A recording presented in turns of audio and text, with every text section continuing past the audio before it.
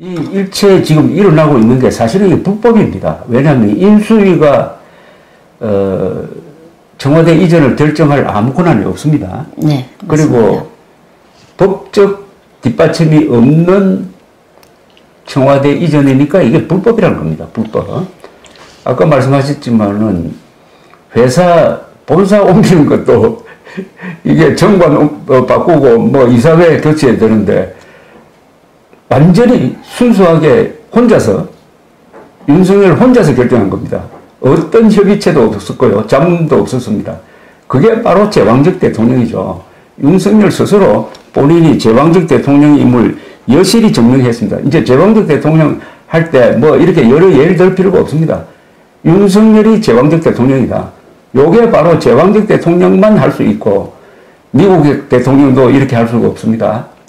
미국 대통령은 백악관의 구조를 변경할 수가 없습니다. 다만 자기 집무실에 그 벽 색깔 하나 정도는 바꿀 수가 있다 그래요. 그 정도인데 청와대를 이런 식으로 졸속으로 옮길 수 있다면은 이거는 민주주의 국가가 아니라는 겁니다. 그리고 정통성의 문제를 우리 지금 보수 진영 지식인들이 외면하고 있는 것은 정말 안타깝습니다. 우리나라 보수 지식인들이 결국 빨갱이냐 자유민주주의냐 요 정도 수준의 논의에만 그치고 그 바닥에 있는 역사적 정통성이 얼마나 중요하느냐, 민족사적 정통성이 거기에 대해서 이해가 깊지 않음으로써 이 좌파한테 지금 당하고 있는 겁니다. 남북 간의 문제는 민족사적 정통성과 삶의 양식을 놓고 다투는 타협이 절대로 불가능한 총체적 권력 투쟁인데 어떻게 보면은 이념 투쟁보다 더 중요한 게 역사 전쟁입니다. 역사 전쟁의 핵심은 평양에 민족사적 정통성이 있느냐, 서울에 민족사적 정통성이 있느냐, 북한 노동당 정권이 정통성 있는 존재냐, 대한민국이냐를 놓고 다투는 투쟁이니까 이건 타협이 불가능합니다. 그런데 우리는 굉장히 유리합니다. 서울에 수도가 있습니다. 서울은 우리 민족사에서 한성 백제 400년, 조선조 600년, 1000년 넘었죠. 지금 한 74년. 한 1100년 동안 수도였어요. 여기에 바로 민족사적 정통성이 있고 그 민족사적 정통성은 서울의 어디에 있느냐? 광화문에 있는 겁니다. 바로 광화문, 경복궁, 청와대, 그리고 정부종합청사, 대한민국 역사박물관, 그리고 국립현대미술관, 세종문화회관이 있는 광화문의 민족사적 정통성의 뿌리가 기준점이 거기 있는데 그걸 뽑아가지고 용산으로 가버렸다. 광화문이 약해집니다. 서울이 약해집니다. 여기에 아까 악몽 같은 말씀을 하셨는데 좌파들이 잘됐다. 다 모린 뒤에는 아예 막 세종시로 옮겨버리자. 그 박수 칠 가능성이 있습니다. 충청도 표를 의식해가지고 그 공격하는 대통령이 나오면 어떻게 됩니까? 그럼 세종시로 청와대 옮겨간다. 완전히 그러면 수도가 세종시가 됩니다.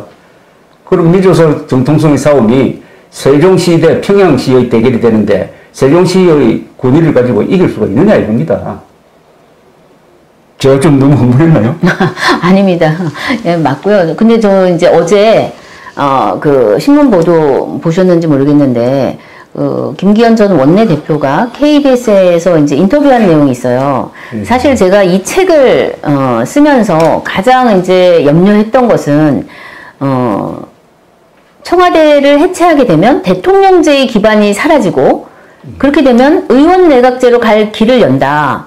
굉장히 위험한 발상이다. 저는 사실 이 책에도 그 내용을 담았지만 근데 어제 그 인터뷰에서 김기현 전 원내대표가 대통령제를 더 이상 고집할 것이 아니라 의원 내각 책임제 개헌을 고려해야 된다. 이런 발언을 했어요.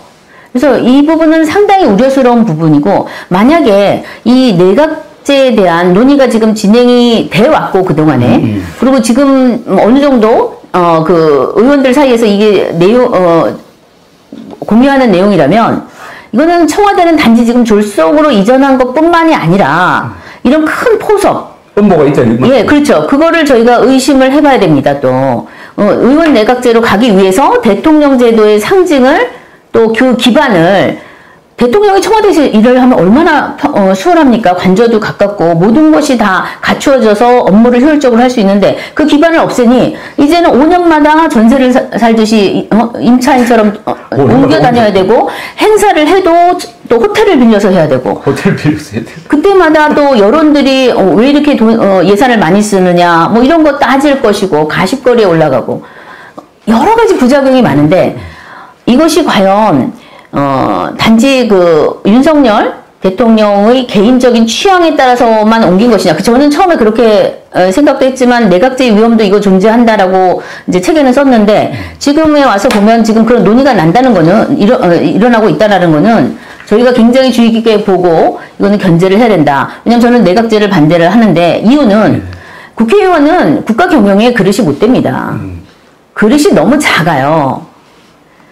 그리고 저희가 지금, 국회에서 일하시는 분들을 보면은 다들 지금 교육을 받아야 돼요. 역사 교육도 제대로 안 돼 있고, 법률도 진짜 엉터리 법안들을 양산해내고 있는데, 진짜 국익이라는 큰 관점에서 거시적으로 보고 이 국가를 경영하려면 대통령 정도의 그 지위와 권위가 있어야 됩니다. 그런데 이거를 허물고 의원들이 권력을 나누어서 하겠다?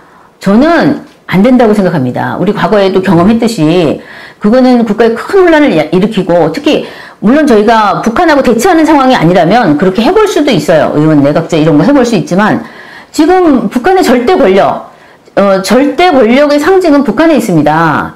김일성 그 세습 체제가 지금도 존재하고 있는데 저희가 내각제를 해서 권력을 나누어서 하겠다? 그것은 굉장히 우리나라에 정말 해악이다 이렇게 생각을 하고 이 부분은 많은 분들이 감시하셔야 된다. 과연 그 논의가 발전해 나갈 것인지. 아주 좋은 지적을 하시는데 이게 만약 대통령제의 권위를 허물기 위해서 청와대를 버렸다. 그래서 우리나라의 대통령제는 다 권위주의적 제왕적 권력으로서 이것은 땅속에 파묻어버리고 이제 내각제로 가야 된다 하는 것을 상징 조작하기 위해서 이렇게 했다? 이렇게 했다? 그건 이제 그 뒷부분은 음모론인데, 그렇게 하든 안 하든 한국의 대통령제가 가져야 할 권위에 손상을 준 것은 사실이에요. 네. 청와대를 이렇게 버림으로써 또 뭉뚱그려서 다 부정함으로써. 자, 그럼 두 번째 문제는 지금 대통령 5년 단임제가 나쁜 거냐? 저는 그렇게 생각하지 않습니다. 이 5년 단임제의 부정적인 면만 이야기하는데 5년 단임제의 장점이 있어요. 5년 동안은 재선 생각하지 않고 국가 경영에 충실할 수 있어요. 5년 동안은. 그리고 5년이 짧은 시간이 아닙니다. 옛날 10년, 20년과 맞먹는 5년입니다. 일본에서도 최장수 총리가 임기가 한 5년 정도밖에 안 됩니다. 그리고 5년마다 정권이 바뀌면은 물갈이를 할 수가 있어요. 공기, 청정기 역할을 합니다. 5년마다 한 번씩 공기를 바꾸고 이른바 적폐 수사를 해가지고 5년 동안 덮어두었던 수사도 하고 이게 정치 보복이 아니고 일종의 공기 정화작용이라고 보면 되는데 그렇다면 내각제는 뭐 장점만 있는 거냐?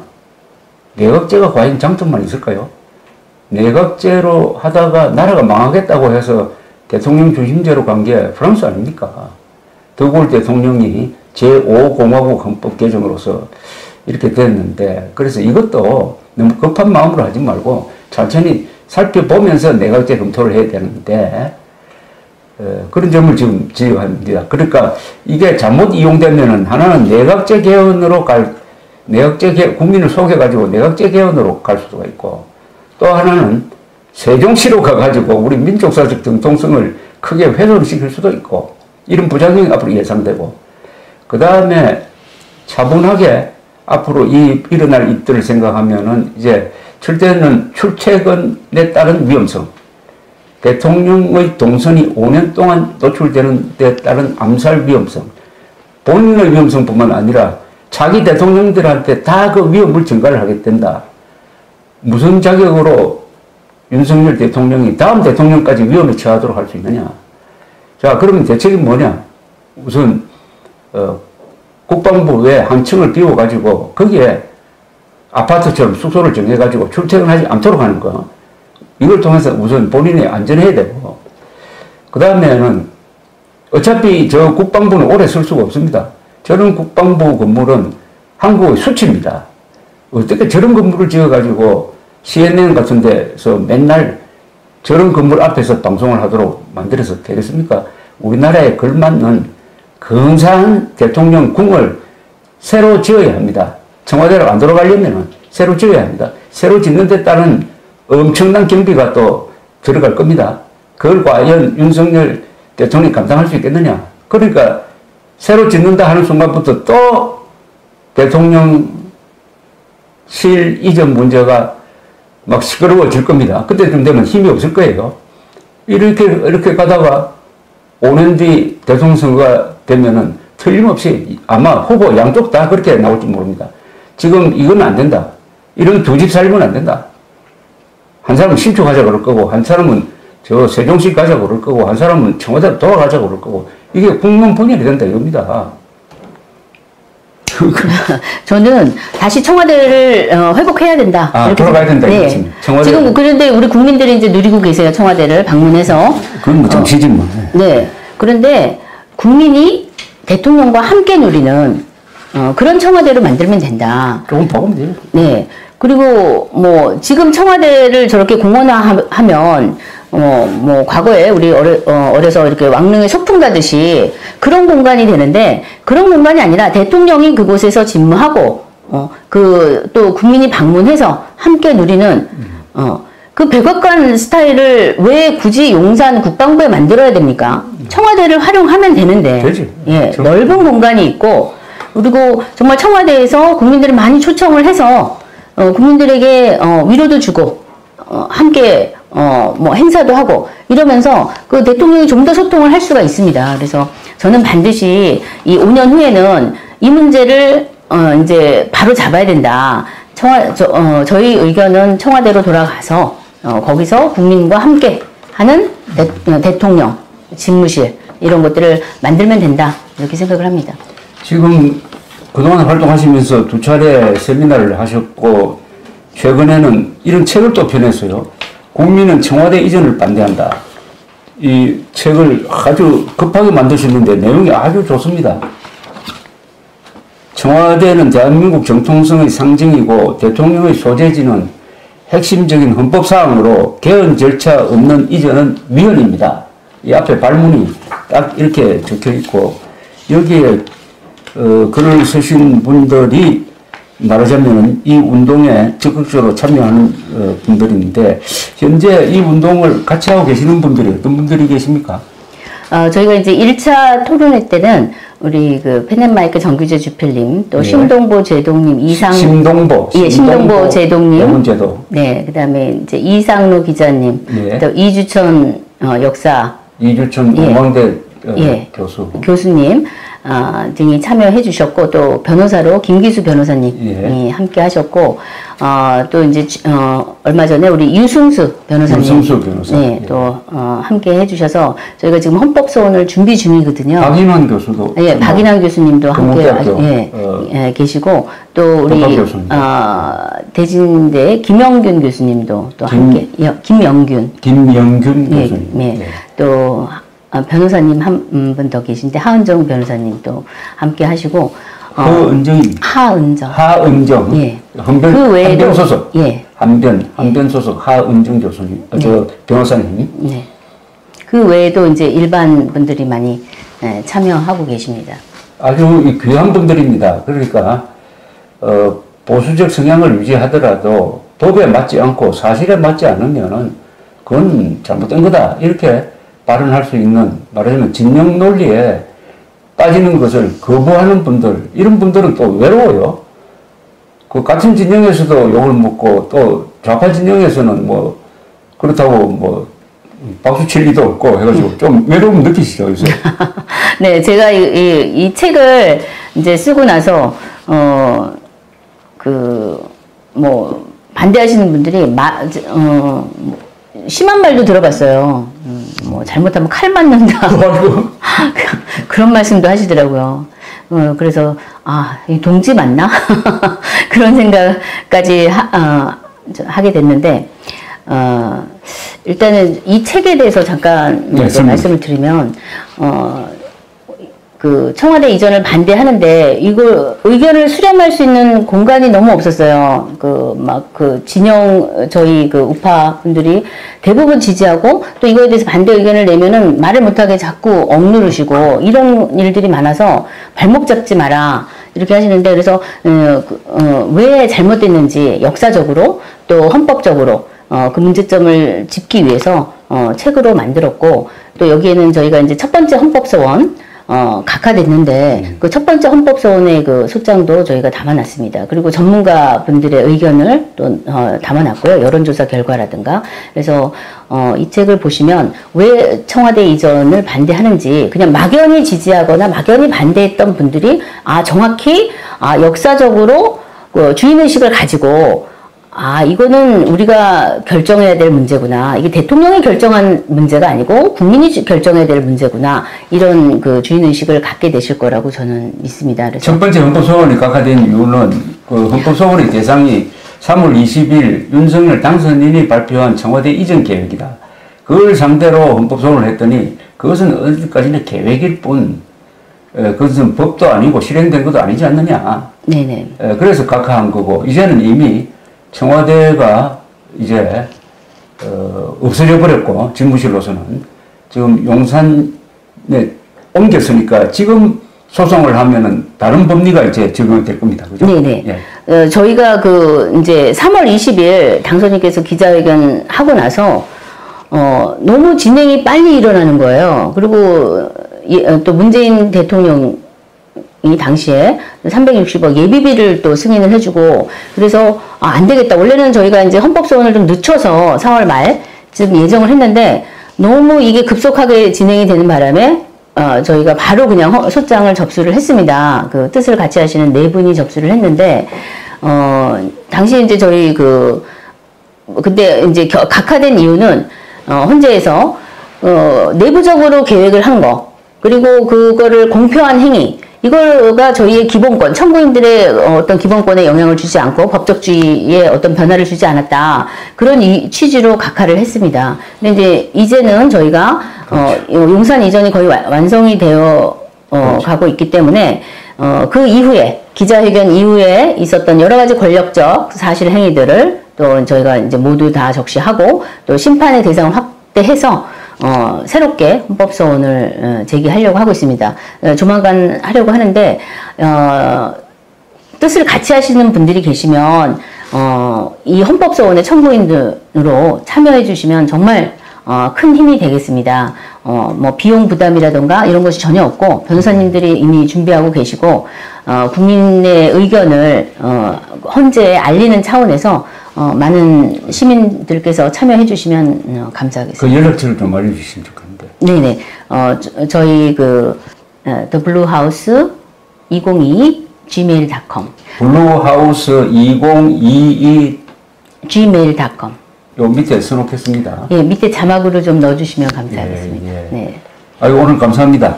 그리고 이게 처음이 아닐 것 같고요. 네. 계속 이어가야 됩니다. 왜냐하면 이런 진실은 처음은 작지만은 나중에 커지는 것 아닙니까? 네네. 예. 그러니까 진실은 외롭지 않다는 이야기가 있습니다. 친구를 많이 만들 수 있는 게 진실입니다. 검토를 바랍니다. 네. 감사합니다. 이렇게 시간을 주셔서 너무 감사드리고요. 고맙습니다.